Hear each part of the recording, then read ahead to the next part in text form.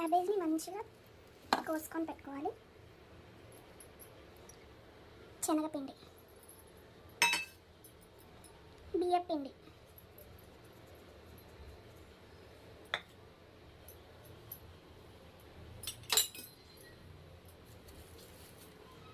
Cornflour,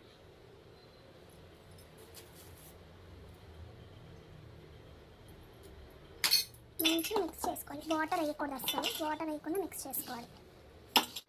కలుపుకున్న తర్వాత చిటికెడు వాము, కొంచెం జీలకర్ర,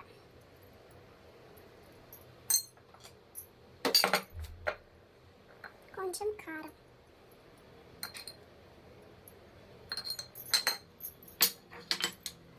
చిటికెడు పసుపు, తగినంత ఉప్పు,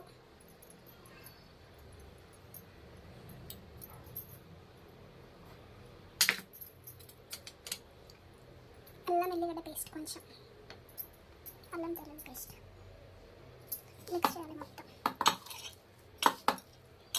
ఇలా నీట్గా మిక్స్ చేసేసుకోవాలి. అలాగే వేసుకున్న తర్వాత డీప్ ఫ్రైకి తగినంత నూనె, ఆయిల్ వేడెక్కిందో లేదో చూసుకోవాలి. మనం కలిపిన వెంటనే వేసేయాలి.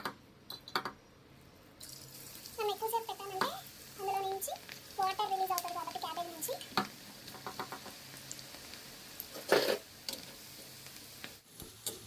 ఇలా ఫ్రై అవ్వగానే గోల్డెన్ బ్రౌన్ కలర్లోకి ప్లేట్లోకి తీసేసుకోవాలి.